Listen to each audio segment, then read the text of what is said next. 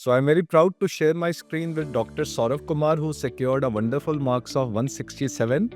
So congratulations Saurav, आपके hard work के लिए। डिस्पाइट अब की बार FMG एग्जाम कई बच्चे कह रहे थे कि काफ़ी टफ है और पासिंग परसेंटेज भी कम था। So tell me about yourself, how was your strategy and how you made it through?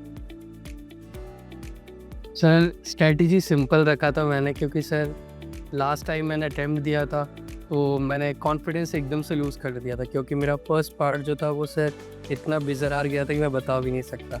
But second part में बचा लिया था, although because it was totally conceptual. तो सर गायनी और सर्जरी ने काफ़ी हद तक सेव कर लिया था। So you found it easy to attempt gynae and surgery.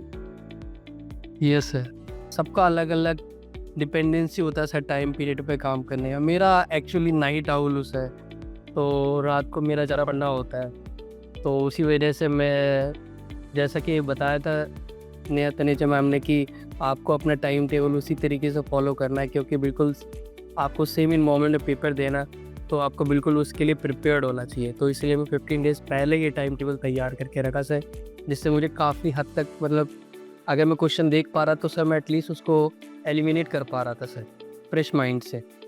और सर हर चीज़ के लिए मैंने, हर सब्जेक्ट के लिए मैंने ऐसे एक 20th नोटबुक तैयार किया था कि विद इन 1 मंथ मुझे क्या करना है, 15 डेज़ के अंदर क्या करना है, और फिर बचे और आखिरी 3 डेज़ में सर मैंने सिर्फ जितनी भी अपने GT के मिस्टेक्स थे उसकी भी मैंने अलग कॉपी बनाई थी। तो लास्ट में मैंने सोचा कि क्यों ना इन्हें पढ़ के जाओ, क्योंकि अगर आपने फर्स्ट टाइम पे वो सही कर दिया तो वो ऑलरेडी कहीं ना कहीं आपके पास कंसेप्ट रहता है।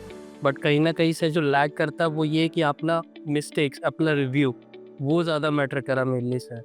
तो मैंने बहुत सारे GTs अटेंड किए सर, हर प्लेटफॉर्म पे मैं गया, लेकिन सर जो मेरा एट द टाइम मतलब मिनिमम एवरेज स्कोर बोल सकते हो 175 to 180 बन रहा था। तो मैं इस बार श्योर था कि कहीं ना कहीं मैं कर ही लूँगा, एटलीस्ट अचीव हो ही जाएगा इस बार।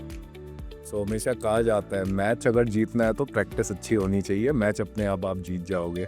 So that is a wonderful, such an inspiration. आप रियली बाकी बच्चों के लिए भी इंस्पिरेशन है, और आपने गाइड किया कि आपकी स्ट्रेटेजी अगर फॉलो की जाए तो it will be a very good thing. So just tell me what was your experience at McD, जब आपने, आई थिंक आपने 6 महीने पहले ज्वाइन किया होगा मैकडे, और ऑफलाइन यस सर।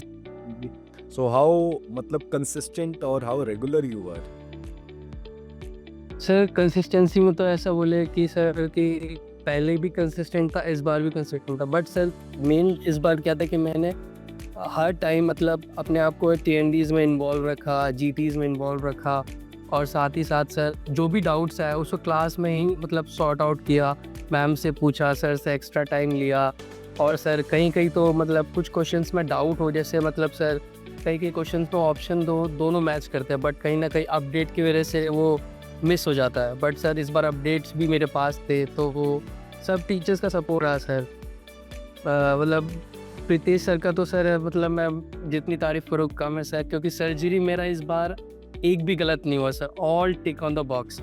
और सर फार्मा भी बिल्कुल ऐसे है क्योंकि सर आपने मुझे बताया था सिंपल सा रूल रखना है, ज़्यादा सोचना नहीं है, जितना करा रहा हूँ उसको उतना रिवाइज़ करना है, और उसको पर डे के हिसाब से अपना, उसके हिसाब से स्ट्रॉन्ग पॉइंट और वीक पॉइंट दोनों हाईलाइट करने हैं। और वह बनाता चला गया सर, और उसके टॉपिक्स के साथ साथ मैं टिक करता चला है कि मुझे ये टॉपिक मेरा स्ट्रॉन्ग हो गया, मेरा ये बाकी है।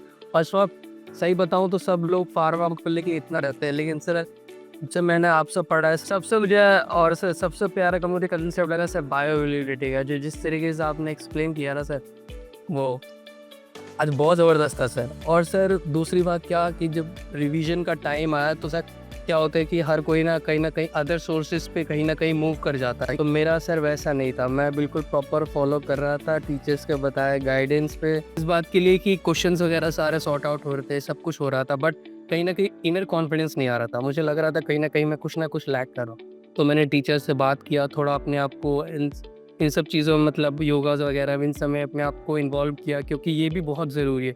जितना पीसफुल माइंड रहता है उतना ही आगे अच्छा इन्वॉल्वमेंट रहता है। कंफर्टेबिलिटी फैक्टर तो बिल्कुल सर ऐसे था बिल्कुल, और सेम टू सेम मैंने सर घर पे भी बिल्कुल वैसे ही कंफर्टेबल फैक्टर रखा, सिर्फ एक पंखा, और बस मुझे दिख रहा था कि सिर्फ गोल है, अचीव करना है किसी भी तरीके से, क्योंकि हर टाइम से कहीं ना कहीं आपको अडेप्टेशन लेना ही पड़ेगा।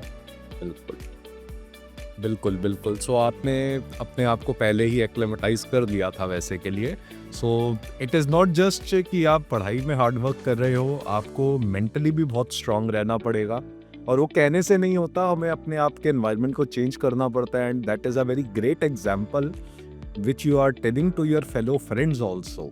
सो tell me, when you started the classes at midway, तो पहले आप वर्कबुक पे लिखते थे। वर्कबुक अब किसी भी मेजर सब्जेक्ट की 100 पेजेस से तो ज़्यादा ही होती है। तो आप कह रहे थे कि आपने 20th नोटबुक हर सब्जेक्ट की बनाई, उसके बारे में बताइए वो क्या था। कोई क्लासिफिकेशन हो गया, कुछ नए ड्रग्स आ गए, और जैसे सर कई बार जैसे माइग्रेन में था, गैल्केनिज़ुमैब था सर, उसके बारे में पढ़ा था, CGRP इनहिबिटर्स। तो वो कहीं ना कहीं सर कहीं माइंड से फ्लक्चुएट हो जाता है। तो इन सबको फार्मा तो मेरा तो सर एक ही सब्जेक्ट मेरा ऐसा था, फार्मा और सर्जरी, जो मेरे सर टिप्स पे था। इवन सर भी प्रीतेश सर भी कह रहे थे कि कहीं ना कहीं अगर मौका मिले तो ज़रूर टीचिंग लाइन में आना। मैंने बोला सर मैं पहले FMG क्रैक कर लूँ, उसके बाद अपना एक्सपीरियंस ज़रूर बताऊँगा। उसको मैंने GTs और वर्कबुक दोनों से मेंशन करके जहाँ मुझे डाउट लगता था, या और सबसे बड़ी बात क्या था कि सर मैं एक सोर्स के हिसाब से नहीं चल रहा था। मतलब सोर्स तो मेरा सेम था मिडवे का, बट ये था कि उसमें मैंने नीट PG INICT वर्कबुक में ही लिखता गया, क्योंकि मुझे ज़्यादा एक्सटेंड करके लेके जाना नहीं था, क्योंकि उसको फिर बाद में इतना रिव्यू करना, बचने का टाइम होता नहीं हमारे पास।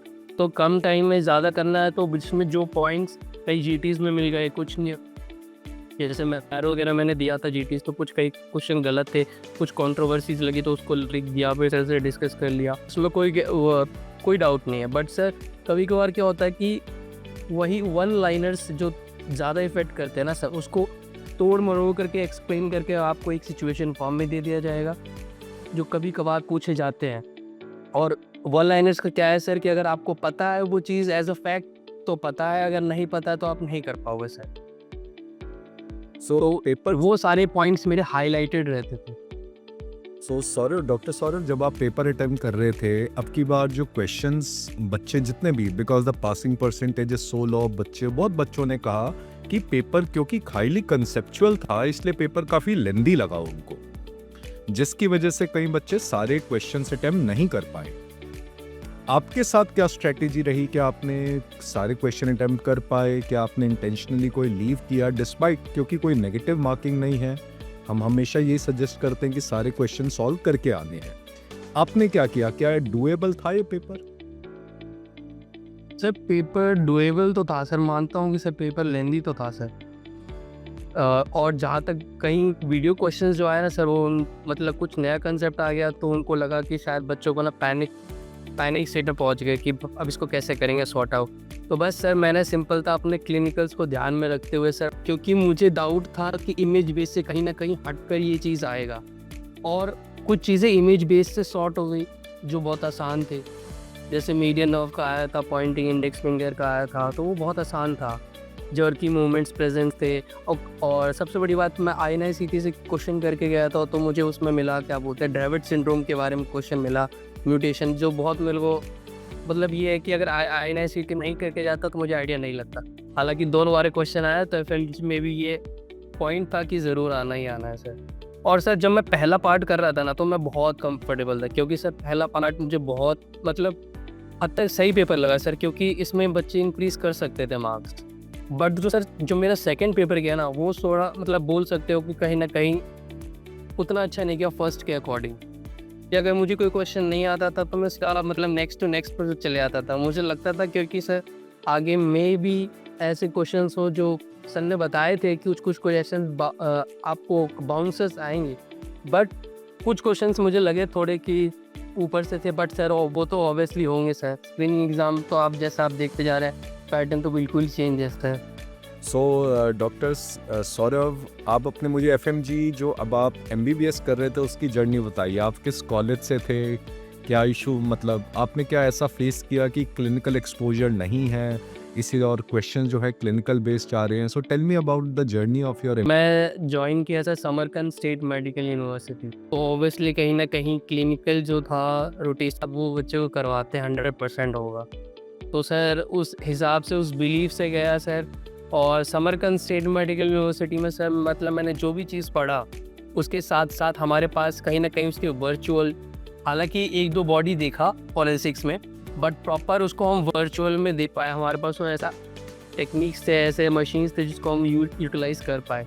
और बीच बीच में हर हफ्ते सर हमें राउंड पे भी भेजा जाता था, तो आइडिया लगता था अलग अलग डिपार्टमेंट में कि हमें क्या यूज़ करना है क्या नहीं यूज़ करना है। हालांकि थोड़ा कभी कभार उनसे बात करना डिफ़िकल्ट हो जाता था क्योंकि सर रशियन है, तो they mostly talk in Russian language, तो उसके लिए भी स्ट्रगल थोड़ा किया सर 2 मंथ। बट सर इतना है कि जितने मेडिकल टर्म्स और नॉलेज थे वो सर इतना तो सीख गया सर उनके साथ रह करके।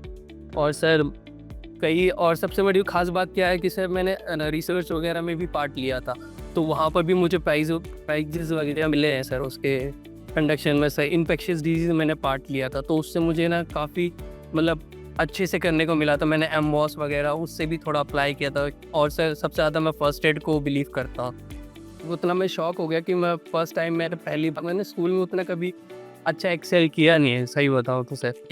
एक होता ना कि अपने ऊपर अपने सारा चीज़ फोकस कर लेना, एक्लेमेटाइज कर लेना, फिर उसके बाद आगे बढ़ना, तो ये चीज़ पॉसिबल हो पाया सर। और क्लिनिकल रोटेशंस तो हमारे कॉलेज में हमेशा कहीं ना कहीं आते रहते थे, कभी अंधी जान से आ गए, कभी बुखारा से आ गए, तो हमारा स्टेट मेडिकल यूनिवर्सिटी में कोई ऐसी दिक्कत नहीं आई सर। बाकी उनके प्रोफेसर्स, उनके टीचर्स इंटरनेशनल टीचर्स हायर किए गए सर, जिससे कि बच्चों को इंटरेक्शन में कोई दिक्कत ना हो, खासकर लैंग्वेज की वजह से। और अलग अलग रूटीन सर फॉलो किए गए, सबको एक शॉर्ट नोटबुक दिया गया, उन पे इंडिविजुअल्स उनके आवर्स होते हैं सर, क्रेडिट आवर्स होते हैं। सो आप शुरू से ही काफ़ी एक ड्राइव बच्चे मुझे लग रहे हैं आपके MBBS में, बट आप सीरियसली आपने for entrance exam FMG entrance exam की प्रिपरेशन कब से शुरू की? क्योंकि यहाँ पे थोड़ा सा कॉम्पिटिटिव हो जाता है एनवायरनमेंट, और यहाँ पे हमें चीज़ें याद रखनी पड़ती हैं, फैक्चुअल इन्फॉर्मेशन भी ज़्यादा चाहिए। सो इन विच ईयर ऑफ MBBS कि आपने सोचा कि अब हम सीरियसली FMG के लिए प्रिपेयर करते हैं? सोचा तो था सर, क्योंकि मेरा मेन मोटिव ही वही था कि स्टार्टिंग से जाना है, स्टार्टिंग से करना है। बट सर कुछ चीज़ें ऐसी होती है कि लैंग्वेज सीखना है, वहाँ पर थोड़ा उनके आसपास लोग कम्युनिटीज़ से मिलना जुलना है, जिससे आइडिया लगे थोड़ा। तो पहले फर्स्ट 2 ईयर तो मैंने फोकस किया सर लैंग्वेज वगैरह पे, जिससे थोड़ा आसान हो पाए। बाकी सर एनाटॉमी और फिजियोलॉजी और बायोकेमिस्ट्री, ये 3 तो थे ही सर। फार्मा मुझे कहीं ना कहीं टफ लगता था, बट सर कुछ इंटरनेशनल टीचर्स ने मतलब क्लासिफिकेशंस तो सर यूँ ऐसे मतलब फ्लो में मतलब पढ़ाते गए, वो तो मतलब बिल्कुल ही अच्छा गया सर। तो फार्मा कोई दिक्कत नहीं हुई शुरू से ही। जो दिक्कत हुई थोड़ी बहुत एनाटॉमी की हुई थी सर, लेकिन यहाँ पर आने के बाद वो भी कहीं ना कहीं वो कंसेप्ट मतलब, क्योंकि उसमें ज़्यादा क्वेश्चंस होते नहीं है सर, उसमें आपको मेनली आप ये नहीं कह सकते क्योंकि इंटीग्रेटेड फॉर्म में आते हैं, तो कहीं ना कहीं आप वो कोई ना कोई सब्जेक्ट से आप टैकल कर ही लेते हैं। खासकर सर एनाटॉमी, रेडियो और ऑर्थो, ये तीनों कंबाइन करके पढ़ा था मैंने सर। एब्सोल्युटली। और इवन FMG के एग्ज़ाम में भी आपने देखा कि ये इंटीग्रेशन काफ़ी अब कॉमनली पूछा भी जाता है। सो रिगार्डिंग मिडवे, आपको शेड्यूल कैसा लगा जो उन्होंने 6 मंथ का आपको दिया, जिसमें टाइम कोर्स फिनिश हुआ, उसके बाद आपको टाइम मिला? What was your experience eight Midway? Sir experience तो मतलब बोलूँ तो बहुत अच्छा गया, कि कभी कभार क्या होता है सर, आपको पता सब कुछ होता है बट आप कहीं टैकल कहीं ना कहीं नहीं कर पाते हो। बट शेड्यूल ऐसा था कि मतलब सर रिवीजन भी हो गया, 3 रिवीजन्स हो गए सर, और वर्क बुक अच्छे से हो गया, सारे मेन सब्जेक्ट्स को पहले फोकस किया गया, उनको पहले ख़त्म किया गया। बट लास्ट में PSM को बचा के रखा है, जिससे थोड़ा क्या है कि ये सब्जेक्ट ऐसा है कि कहीं ना कहीं थोड़ा ऊपर नीचे हो जाता है, तो इस वजह से कुछ सब्जेक्ट्स को मतलब लास्ट में डिस्कस किया गया। बट जो सब्जेक्ट जैसे सर्जरी, गाइन, ये सब पहले हुआ, तो सर ये बहुत ज़्यादा रिलैक्स वो दिया गया कि कम एटलीस्ट आपका 120 पेपर तो इन्हीं मेन सब्जेक्ट से आता है सर। बिल्कुल बिल्कुल। सो आई और सर कभी भी खाली टाइम होता था तो लाइब्रेरी वगैरह ज्वाइन कर लेता था सर, उसको रिवाइज करता था डेली, जैसा आपने बताया था कि डेली जा करके आपको मतलब एक छोटे छोटे नंबर्स में पार्ट करके डिवाइड करके पढ़ना है। तो वर्कबुक को भी सर मैं ऐसे डिवाइड करके रखता था, विद इन 15 पेजेस आज इतना पढ़ना है, फिर 15 पेजेस का एक समरी चार्ट बनाना है, फिर 15 पेजेस अगला पढ़ना है। तो इससे क्या होगा सर, सिस्टमेटिक वे में मेरा बहुत अच्छे से प्रिपेयर हो गया। सो दिस शोज कि इतनी टफ टास्क को आपने कैसे सिंप्लीफाई किया। डॉक्टर सौरभ ने कितनी इजीली मतलब प्रिपरेशन को सिंपल वे में आपको समझाया। तो हम कहीं ना कहीं खुद ही चीज़ों को कॉम्प्लिकेट करते हैं, अदरवाइज चीज़ें अगर हम कंसिस्टेंट रहे तो things are pretty simple, and that's a great example shown by doctor Saurabh Kumar.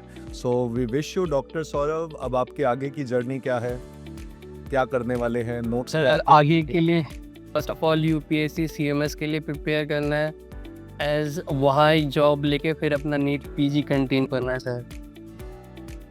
So we wish you very best, and I hope कि आप फ्यूचर में अपने सारे ड्रीम्स को अचीव कर पाएँ। You will become a very good doctor, humble doctor and successful doctor as well. So this is Dr. Saurabh Kumar with us, who secured 167 marks. He's from Samarkand State Medical University, and he has such an inspirational yet very simple way of making things, and he was able to crack FMG in his second attempt, if I am right. So that's great. Yes, Dr. Saurabh, for taking out your time, joining with us. We wish you very well for your future. thank you sir, thank you so much sir.